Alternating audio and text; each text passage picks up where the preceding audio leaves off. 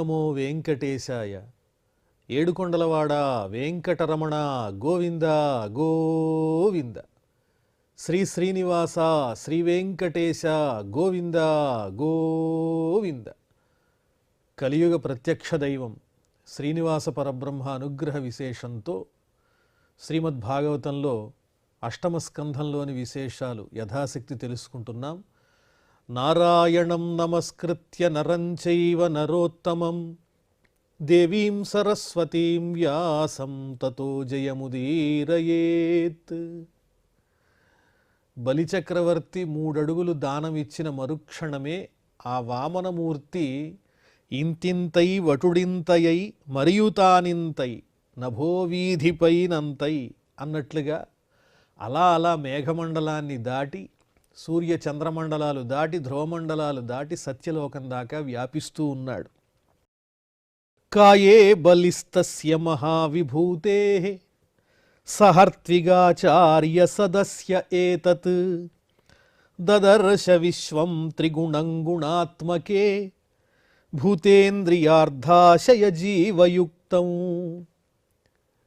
గొప్ప శక్తిమంతుడైనటువంటి ఆ వామనమూర్తి అలా పెరిగిపోతూ ఆ శ్రీ మహావిష్ణువు లోకమంతా బ్రహ్మాండమంతా వృద్ధి చెందుతూ ఉంటే బలిచక్రవర్తి చూచాడు ఆ పరమాత్మలు.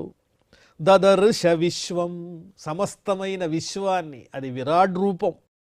ఎవరితో పాటు చూచాడు? సహర్త్విగాచార్య సదస్య, ఋత్విక్కులు గురువులు వీళ్ళందరూ ఆయన చుట్టూ ఉన్నారు. మహర్షులు వాళ్ళందరితో కలిసి దివ్యమైన అద్భుతమైన అచింత్యమైన అమోఘమైన ఆ పరమాత్మ యొక్క వృద్ధిని దర్శిస్తూ ఉన్నాడు. త్రిగుణాత్మకమైన లోకాన్ని నడిపించేటువంటి త్రిగుణస్వరూపుడైనటువంటి ఆ పరమాత్మ యొక్క దివ్యమైన రూపాన్ని చూచి రసామచష్టాంఘ్రితలేథపాదయో మహీం మహీధ్రాన్ పురుషస్య జంఘయో పతత్రిణో జానుని విశ్వమూర్తే ఊర్వోర్గణం మారుతమింద్రసేన. ఇక్కడి నుంచి ఆ విరాట్ రూపంలో ఉన్న పరమాత్ముని యొక్క చక్కని ఆ స్వరూపాన్ని వర్ణిస్తున్నారు. రసామచష్టాంఘ్రితలే, ఆ పరమాత్ముని యొక్క అరికాలు యందు రసాతలమున్నది, రసాతలమనే లోకముంది. పాదయోహో మహీం, పాదముల యందు భూమి ఉన్నది. జంఘయోహో మహీధ్రాన్, కాలి పిక్కల యందు పెద్ద పెద్ద పర్వతాలు కనిపిస్తున్నాయి. అంటే ఈ సృష్టి మొత్తం పరమాత్మ స్వరూపమే, ఆయన తప్ప వేరొకటి లేదు చూడు అని ఆ బలిచక్రవర్తికి సంపూర్ణమైన జ్ఞానం కలిగించటానికి, అతని అహంకారాన్ని పోగొట్టడానికే ఈ విధంగా పరమాత్ముడు లీల చేస్తూ ఉన్నాడు. జానుని పతత్రిణ, ఆ స్వామి మోకాళ్ల యందు పక్షులున్నాయి. ఊర్వోహో మరుద్గణం, 2 తొడల యందు మరుద్గణములనబడేటువంటి దేవతా విశేషాలు కనిపిస్తూ ఉన్నారు. వీళ్ళందరినీ ఇంద్రసేన, ఆ బలిచక్రవర్తి ఇంద్రుని వంటి వైభవం కలిగినటువంటి ఆ బలిచక్రవర్తి దర్శిస్తూ ఉన్నాడు. సంధ్యాం విభోర్వాససి గుహ్య ఐక్షత్ ప్రజాపతీన్ జఘనే ఆత్మముఖ్యాన్ నాభ్యాం నభః కుక్షిషు సప్త సింధూన్ ఉరుక్రమస్యోరసి చర్క్షమాలాం. ఇంకా అనేక రకాలైన ఆ స్వామి వైభవములను వర్ణిస్తూ ఉరుక్రమస్య విభోహో, గొప్ప పెరుగుదల కలిగినటువంటి ఆ పరమాత్ముని యొక్క వాససి, ఆయన ధరించినటువంటి వస్త్రమునందు సంధ్యాం, సంధ్య కనిపిస్తూ ఉన్నది. అరుణవర్ణంతో ప్రకాశించేటువంటి చక్కని సంధ్యాస్వరూపంగా ఆయన వస్త్రం కనిపిస్తూ ఉన్నది. గుహ్యే జఘనే, గుహ్యమునందు, గుహ్య ప్రదేశమునందు ప్రజాపతీన్, ప్రజాపతులు, దక్షుడు ఇత్యాదిగా కలిగిన బ్రహ్మ సృష్టికి సహకరించేటువంటి సమస్తమైన ప్రజాపతుల యొక్క స్వరూపము ఆ స్వామి యొక్క గుహ్య ప్రదేశంలో కనిపిస్తూ ఉన్నది.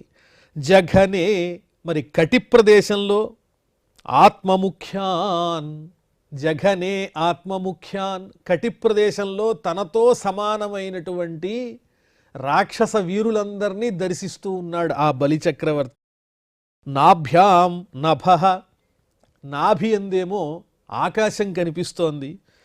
కుక్షిషు సప్త సింధూన్, ఉదర ప్రదేశముల యందు అంత సముద్రాలు కనిపిస్తున్నాయి. ఉరసి వృక్షమాలాం ఐక్షత్, ఆ స్వామి యొక్క వక్షస్థలంలో నక్షత్రాల సమూహాలన్నీ కనిపిస్తూ ఉన్నాయి.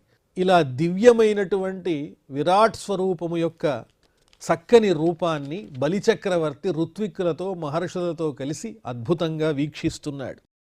హృద్యంగ ధర్మం స్తనయోర్మురారే రతంచ సత్యంచ మనస్యథేందుం శ్రియంచ వక్షస్య రవిందహస్తాం కంఠే చ సామాని సమస్తరేఫాన్.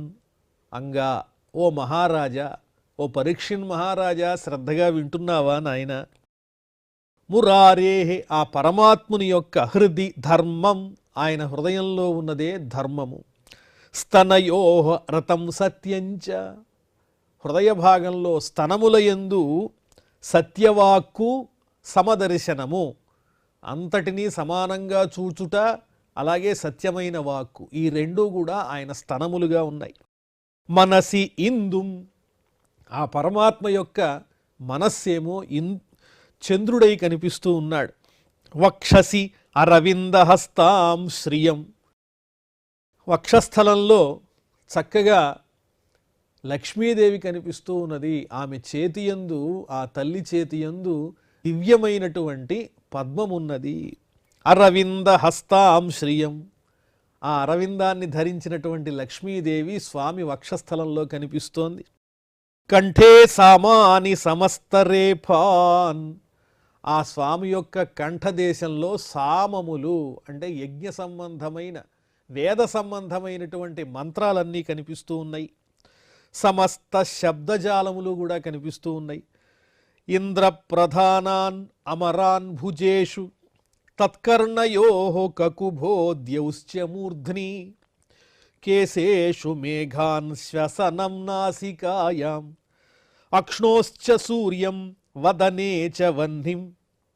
ఇంకా ఆ విరాట్ స్వరూపుని యొక్క భుజముల యందు, భుజేషు ఇంద్రప్రధానాన్ అమరాన్, ఆ భుజముల స్థానంలోనేమో ఇంద్రుడు మొదలైన దేవతలందరూ, మహావీరులందరూ కనిపిస్తున్నారు. తత్కర్ణయో కకుభః, ఆ పరమాత్ముని శ్రవణముల యందు, చెవుల యందు సమస్తమైన దిక్కులు ఉన్నాయి. మూర్ధ్ని ద్యౌః, ఆ పరమాత్ముని శిరస్సునందు ఆకాశమున్నది, స్వర్గమున్నది. కేశేషు మేఘాన్, కేశములు అన్నీ కూడా మేఘముల సముదాయమే, మేఘాలే, నల్లనైనటువంటి మేఘాలు నల్లని కేశాల్లాగా కనిపిస్తున్నాయి. నాసికాయాం శ్వసనం, మరి వాయువు ఎక్కడున్నది అంటే ఆయన నాసిక యందు, ముక్కు యందు ఉన్నది. అక్ష్ణోహ సూర్యం, రెండు కళ్ళు కూడా ఆ పరమాత్మకు సూర్యభగవానుడై కనిపిస్తూ ఉన్నాయి. అలాగే వదనే వహ్నిం, నోటి యందు అగ్నిదేవుడున్నాడు. పరమాత్ముని యొక్క నోటి యందు, నోరు స్వరూపంలో అగ్నిదేవుడు కనిపిస్తున్నాడు. వాణ్యాంచ ఛందాంసి రసే జలేశం భ్రువోర్నిషేధంచ విధించ పక్ష్మసు అహశ్చ రాత్రించ పరస్య పుంసో మన్యం లలాటే అధర ఏవ లోభం. ఇంకా చక్కగా వర్ణించి చెప్తున్నారు వ్యాస మహర్షి. ఇలా తలుచుకునేటప్పుడు ఆ స్వరూపాన్ని దర్శించేటువంటి ప్రయత్నం చెయ్యాలి మనస్సుతో. వాణ్యాంచ ఛందాంసి, ఆ వాక్కునందు కూడా వేదములున్నాయి. పరమాత్ముని యొక్క వాక్కు యందు కూడా వేదాలు కనిపిస్తున్నాయి. రసే జలేశం, ఆ స్వామి యొక్క నాలుక యందు వరుణదేవుడున్నాడు. భ్రువోహో నిషేధం విధిం, ఇంకా కనుబొమ్మల యందు విధి నిషేధములు కనిపిస్తున్నాయి. విధి అంటే చేయవలసినది, నిషేధము అంటే చేయదగనిది. ఈ రెండూ కూడా ఆయన కనుబొమ్మలై కనిపిస్తూ ఉన్నాయి. పక్ష్మసు అహహ రాత్రించ, అదేవిధంగా కనురెప్పల యందు పగలు రాత్రి ఉన్నాయి. ఆయన కనురెప్పలే పగలు రాత్రి స్వరూపాలు. లలాటే మన్యుం, ఆయన నుదిటి యందు మన్యుం కోపం కనిపిస్తూ ఉన్నది. కోపస్వరూపమే ఆయన యొక్క నుదురు. అధరే లోభమేవ, క్రింది పెదవి లోభము యొక్క స్వరూపము అని వర్ణిస్తున్నారు. స్పర్శే చ కామం నృప రేతసోంభ, పృష్ఠే త్వధర్మం క్రమణేషు యజ్ఞం, ఛాయాసు మృత్యుం హసితే చ మాయాం, తనూరుహేషోషధి జాతయశ్చ. ఇంకా స్పర్శే కామం, ఆయన చర్మమునందు త్వక్కేమిటి అంటే కామం కోరికయే ఆయన చర్మమై ఉన్నది. నృపా, ఓ పరీక్షిన్ మహారాజా, రేతసః అంభః, ఆ స్వామి తేజస్సు రేతస్సే నీటి స్వరూపంగా కనిపిస్తోంది. పృష్ఠే త్వధర్మం, ఆయన వీపు భాగం వెనక భాగమే అధర్మము. క్రమణేషు యజ్ఞం, ఆయన అడుగులేమిటి అంటే యజ్ఞస్వరూపములే, యజ్ఞములే ఆయన అడుగులై ఉన్నాయి. ఛాయాసు మృత్యుం, ఆయన నీడ ఏమిటి అంటే సాక్షాత్తు మృత్యుదేవతయే. హసితే చ మాయాం, అందరినీ ఆనందింపజేస్తూ మాయ చేసేటువంటి చిరునవ్వే ఆ మాయాస్వరూపం. తనూరుహేషు ఓషధయ, ఆ పరమాత్ముని విరాట్ స్వరూపము యొక్క రోమములేవైతే ఉన్నాయో అవన్నీ ఓషధులు అంటే వృక్షములు, అనేక రకములైన దివ్య సంపదలు కలిగిన చెట్లే ఆయన యొక్క రోమములై ఉన్నాయి. నదీశ్చ నాడీషు శిలానఖేషు, బుద్ధావజం దేవగణాన్ ఋషీంశ్చ, ప్రాణేషు గాత్రే స్థిరజంగమాని, సర్వాణి భూతాని దదర్శ వీరః. ఈ బలిచక్రవర్తి వీరుడు చూచాడు. ఈయనెవరు అంటే వామన రూపంలో వచ్చినటువంటి విష్ణువని ఒక విషయం తెలుసుకుంటే, విష్ణువు అంటే సర్వవ్యాపకుడు. నాదంటూ ఏమున్నది, ఆయన ఇచ్చిందే నేను అనుభవించాను, ఇదంతా నాది అనేటువంటి మాయలో ఉన్నాను. ఈ రోజుతో ఆ మాయ పటాపంచలైపోయింది. ఈ విశ్వమంతా నేను అనుభవించానని ఏదైతే అనుకుంటున్నానో అదంతా ఈయనే అన్నమాట. నదీశ్చ నాడీషు శిలా నఖేషు, ఆ పరమాత్ముని నాడులయందు నదులున్నాయి, నాడులే నదులు. నఖేషు శిలాహ, మరి గోళ్ళు ఏమిటి అంటే కఠినమైన శిలలన్నీ ఆయన గోళ్ళు. బుద్ధౌ అజం, ఆ పరమాత్ముని యొక్క బుద్ధి యందు బ్రహ్మగారు, బుద్ధి స్వరూపము బ్రహ్మ. ప్రాణేషు దేవగణాన్ ఋషీంచ, ప్రాణములేమిటి ఇంద్రియములేమిటి అంటే ఋషిగణములు, అదేవిధంగా దేవగణములు. ఇవి ఆ స్వామి యొక్క ప్రాణస్వరూపములై ఉన్నాయి, ఇంద్రియములై ఉన్నాయి. అదేవిధంగా గాత్రే స్థిరజంగమాని, సంపూర్ణమైనటువంటి పరమాత్మని యొక్క దేహం ఏమిటి అంటే స్థావర జంగమాత్మకమైన సమస్తమైన జీవరాశులు ఈ అంతా కూడా ఆ పరమాత్మ స్వరూపమే తప్ప వేరొకటి కాదు. సర్వాణి భూతాని, సమస్తమైన ప్రాణులు, ఈ సృష్టిలో ఏదైతే ఉందో అదంతా వివరణపూర్వకంగా పరమాత్మ స్వరూపంగా అద్భుతంగా ఆ విరాట్ స్వరూపాన్ని విలక్షణంగా వర్ణించి ఆ పరమాత్మ స్వరూపం మీద మనకు ఒక లక్ష్యము ఏకాగ్రత కుదిరే విధంగా, ఆ క్షణంలోనే పరమాత్మతత్వం తెలిసే విధంగా ఒక విభిన్నమైన వైవిధ్యమైన చక్కని స్వరూపాన్ని ఆ బలిచక్రవర్తికి ఆ వామనమూర్తి దర్శింపజేస్తూ ఉంటే వ్యాసుల వారు మనందరికీ దర్శింపజేస్తూ ఉన్నారు. సర్వాత్మనీదం భువనం నిరీక్ష్య, సర్వే సురాః కష్మలమాపురంగా, సుదర్శనం చక్రమసహ్య తేజః ధనుశ్చ శార్ంగం స్తనయితృ ఘోషం. ఆ పరమాత్మ వామనమూర్తి దేహమునందు ఈ సమస్తమైన భువనాన్ని విశ్వాన్ని చూచి రాక్షసులు ఠారెత్తిపోయారు, హడిలిపోయారు. కష్మలమాపురంగ, భయాన్ని పొందారు, తీవ్రమైనటువంటి ఆవేదనకు గురయ్యారు. అయ్య బాబోయ్ అనుకుంటున్నారు.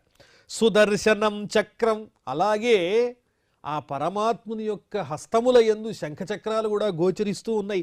సుదర్శనం చక్రమసహ్య తేజః, సహించరానటువంటి దివ్య తేజస్సులతో వెలుగొందేటువంటి సుదర్శన చక్రం. ధనుశ్చ శార్ంగం, ఆయన ధనుస్సు పేరు శ్రీ మహావిష్ణువు ధనుస్సు పేరు శార్ంగం. అది ఎలాంటిది? స్తనయిత్ను ఘోషం, పిడుగులు పడితే ఎలా ఉంటుందో ఆ ధనుస్సు నుంచి బాణాలు వదులుతూ ఉంటే అలాంటి శబ్దం వస్తుంది. కాబట్టి పిడుగులాంటి, మెరుపుల్లాంటి, ఉరుముల్లాంటి శబ్దాలు కలిగిన ఆ శార్ంగం అనేటువంటి దివ్య తేజస్సులతో ఉన్నటువంటి ఆ శార్ంగం అలా కనిపిస్తోంది. పర్జన్య ఘోషో జలజ పాంచజన్య కౌమోదకీ విష్ణు గదాతరస్విని విద్యాధరోసి శతచంద్రయుక్త తూణోత్తమావక్షయ సాయకౌచ. ఆ పరమాత్ముని చేతి యందున్నటువంటి పాంచజన్యం అనే శంఖం ఉన్నదే, దాని ధ్వని ఎలా ఉంటుంది అంటే మేఘధ్వనితో సమానంగా ఉంటుంది. కౌమోదకీ విష్ణు గదాతరస్విని, ఆ శ్రీ మహావిష్ణువు చేతి యందున్నటువంటి గద అనేటువంటి ఆయుధం ఉన్నదే కౌమోదకి, అది తరస్విని, మిక్కిలి వేగంగా శత్రువులను నశింపజేయగలిగేటువంటిది, చండ ప్రచండమైనటువంటిది. విద్యాధరోసి శతచంద్రయుక్త, ఆ పరమాత్ముని ఖడ్గం పేరేమిటి అంటే విద్యాధరము, అదే నందకం. శతచంద్రయుక్త, 100 చంద్రులతో సమానమైన కాంతితో కూడినటువంటిది ఆ ఖడ్గం, మిలమిలా మెరుస్తూ ఉన్నది. తూణోత్తమౌ అక్షయ సాయకౌచ, అక్షయ సాయకౌ, అమ్ముల పొదులు అంటే ఎన్ని బాణములు తీసినా తరిగిపోనటువంటి అమ్ముల పొదులు, వాటి యందు పదునైనటువంటి ప్రకాశవంతమైన చక్కని బాణములతో నింపబడి ఉన్నాయి ఈ అమ్ముల పొదులు. ఈ రకంగా కనిపిస్తున్నాడు ఆ పరమాత్ముడు. సునంద ముఖ్యా ఉపతస్థురీశం పార్షద ముఖ్యా సహలోకపాలా స్ఫురత్ కిరీటాంగద మీనకుండల శ్రీవత్సరత్నోత్తమ మేఖలాంబరై. సునందుడు మొదలుగా కలిగినటువంటి ఆ శ్రీ మహావిష్ణువు యొక్క అనుచరులు వీళ్ళందరూ కూడా కనిపిస్తూ ఉన్నారు ఆ స్వామిలో. పార్షద ముఖ్యా, ఆ స్వామి సేవకులు, అనుచరులు. సహలోకపాలా, దిక్పాలకులతో సహా అందరూ ఆయనలోనే ఉన్నారు.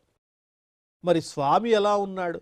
స్ఫురత్ కిరీటాంగద మీనకుండల శ్రీవత్సరత్నోత్తమ మేఖలాంబరై, ప్రకాశించేటువంటి స్వర్ణమయమైన మణిఖచితమైన చక్కని కిరీటము, అలాగే కేయూరములు, మకర కుండలాలు, శ్రీవత్సమనేటువంటి చక్కని చిహ్నము, అలాగే చక్కని రత్నములు పొదిగినటువంటి ఉత్తమమైన హారము, అలాగే పట్టు వస్త్రములు, మేఖలము, ఇవన్నీ ధరించి మధువ్రతస్రగ్వనమాలయావృతో రరాజరాజన్ భగవానురుక్రమ, ఆయన కంఠసీమునందు చక్కని వనమాల ఉన్నది.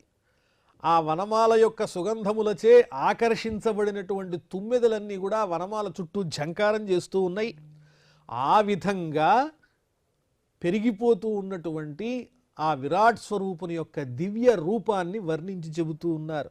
క్షితిం పదైకేన బలేర్విచక్రమే నభశరీరేణ దిశశ్చ బాహుభిః, ఒకే ఒక అడుగుతో భూమిని, ఆ బలి ఇచ్చినటువంటి ఆ భూమిని కాస్త ఆక్రమించేశాడు.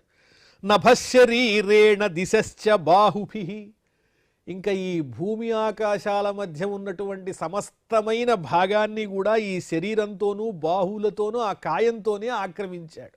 ఇంకా ఆక్రమించటానికి ఏమీ కనిపించటం లేదు. రవిబింబంబుపమింప పాత్రమగు ఛత్రంబై, పోతనవారి పద్యం.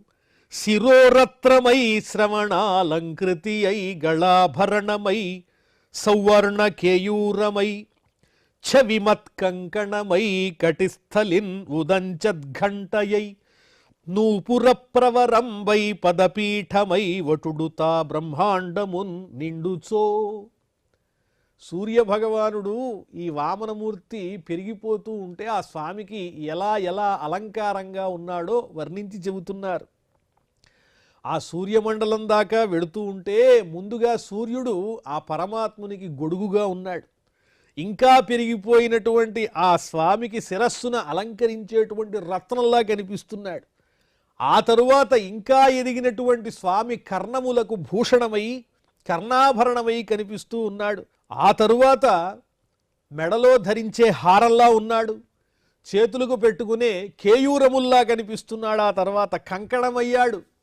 అంటే సూర్యభగవానుడు కూడా పరమాత్మ యొక్క దేహంలో శిరస్సు నుంచి మొదలుకుని కిందిగా వెళ్ళిపోతూ ఉన్నాడు. అంటే సూర్యమండలాన్ని కూడా దాటి పరమాత్ముడు వ్యాపిస్తున్నాడని చెప్పడంలో ఒక చక్కని సహజమైన వర్ణన. చవిమత్ కంకణమై కటిస్థలిన్ ఉదంచద్ఘంటయై, అలాగే నడుము భాగంలో ప్రకాశించేటువంటి ఒక గంటలాగా ఉన్నాడు. మొలనూలుకుండే గంటలా ప్రకాశిస్తున్నాడు. నూపుర ప్రవరంబై, ఆ నడుము ప్రదేశం నుంచి పాదాల దాకా వెళ్ళి ఆ పాదాలకు ఉన్నటువంటి అందెలాగా అయిపోయాడు, నూపురంలా అయిపోయాడు. ఆ తరువాత పదపీఠమై, పాదం పెట్టుకునే పీఠంలా మారిపోయాడు.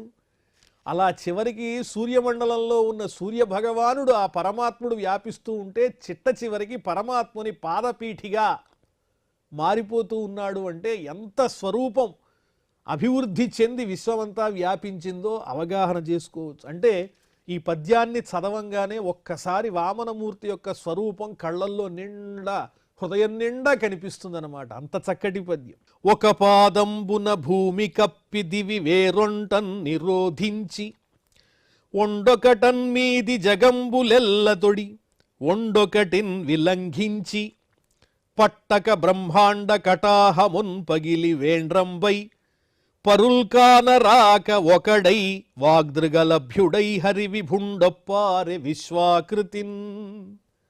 ఒక పాదంతో భూమినంతా ఆక్రమించాడు ఒకే అడుగుతో. రెండవ అడుగేమో పైలోకాలన్నీ వ్యాపించింది. మరి ఈ దేహ ప్రమాణంతో, కాయంతో సమస్తమైన జగత్తుని ఆవరించి ఉన్నాడు. ఈ బ్రహ్మాండమంతా పరమాత్మ స్వరూపం తప్ప వేరొకటి కనిపించటం లేదు. ఈ బ్రహ్మాండం అంతా కూడా ఆ స్వామి యొక్క వైభవానికి పెటపెటలాడిపోతున్నట్లుగా, పరుల్కానరాక, ఇంకెవరూ కనిపించక, మాటలకు చూపులకు అలభ్యమైనటువంటి గొప్ప ఆ పరమాత్మ స్వరూపం విశ్వమంతా వ్యాపించి వైభవంగా ఉన్నది అని వర్ణించారు. పదం ద్వితీయం క్రమతస్త్రివిష్టపం, ఒక అడుగుతోనేమో భూమినంతటిని, మరి రెండవ అడుగుతో ఆ స్వర్గం దాకా వ్యాపించి, నవై తృతీయాయ తదీయమణ్వపి, మూడవ అడుగునకు అణువు కూడా ఖాళీ లేదు. ఆయన పాదాన్ని, మూడవ అడుగు స్వీకరించడానికి తగిన ప్రదేశమే ఆ పరమాత్మునికి కనిపించటం లేదంటే, అంతా వ్యాపించేసిన తర్వాత మూడో అడుగు ఉంచటానికి ఇంకా చోటెక్కడుంది? అంతా ఆక్రమించేశాడు. అంటే బలిచక్రవర్తి 3 అడుగులు దానం ఇచ్చాడు. ఈ 2 అడుగులతోనే సమస్తమైనటువంటి విశ్వాన్ని వ్యాపించేశాడు పరమాత్మ. అంటే బలిచక్రవర్తి ఇచ్చినటువంటి మాట నిలబెట్టుకోలేనటువంటి పరిస్థితి కనిపిస్తోంది. ఉరుక్రమస్యాంఘ్రి రుపర్యుపర్యధో మహర్జనాభ్యాం తపసః పరంగతః, బాగా ఎదిగిపోతున్నటువంటి ఆ పరమాత్ముని యొక్క అడుగు, రెండవ అడుగు స్వర్గలోకాన్ని దాటి పైనున్నటువంటి మహర్లోకము, జనలోకము, తపోలోకము, సత్యలోకం దాకా వ్యాపించింది అని వర్ణిస్తున్నారు. ఆ తరువాత 21వ అధ్యాయంలో మనం ప్రవేశిస్తున్నాం. శ్రీ శుక ఉవాచ సత్యం సమీక్ష్యాబ్జభవో నఖేందుభిః హతస్వధామద్యుతిరావృతోభ్యగాత్ మరీచి మిశ్రా ఋషయో బృహద్వ్రతాః సనందనాద్యా నరదేవయోగినః. ఆ బ్రహ్మలోకం దాకా ఈ పరమాత్ముని యొక్క పాదము అడుగు వ్యాపించేటప్పటికీ ఆ సత్యలోకం అనేది కాంతి విహీనమైపోయింది. సత్యలోకము యొక్క కాంతిని కబళించేంత, తిరస్కరించేంత గొప్ప కాంతి కలిగినటువంటిది ఈ పరమాత్ముని యొక్క పాద వైభవం. చూచాడు బ్రహ్మగారు, ఆహా, శ్రీ మహావిష్ణువు యొక్క పాదము సత్యలోకంలో ప్రవేశించింది. ఆ పాదమునకుండేటువంటి గోళ్ల యొక్క కాంతి చేతనే సత్యలోకము యొక్క కాంతి వెలవెలబోతూ ఉన్నది అని చూచాడు. మరీచి మిశ్రా ఋషయో బృహద్వ్రతాః సనందనాద్యా నరదేవయోగినః. ఆ సత్యలోకంలో ఉన్నటువంటి బ్రహ్మగారితో పాటు మరీచి మొదలైన ఋషులు, అదేవిధంగా బ్రహ్మనిష్ట, బ్రహ్మచర్య నిష్టలో ఉండేటువంటి మహానుభావులు, సనక సనందనాది ఋషులు, వీళ్ళందరూ కూడా సత్యలోకం దాకా వ్యాపించినటువంటి ఆ శ్రీ మహావిష్ణువు యొక్క, ఆ వామనమూర్తి యొక్క దివ్య పాదాన్ని దర్శించారు అని అద్భుతంగా వర్ణిస్తున్నారు. ఆ తరువాత విషయాలు మనం మళ్ళీ తెలుసుకుందాం. ప్రస్తుతం క్షమాప్రార్థనాదులతో ఈ కార్యక్రమాన్ని పరిసమాప్తం చేసుకుందాం. అథ క్షమాప్రార్థన. యదక్షరపదభ్రష్టం మాత్రాహీనం చ యద్భవేత్ తత్సర్వం క్షమ్యతాం దేవ నారాయణ నమోస్తుతే.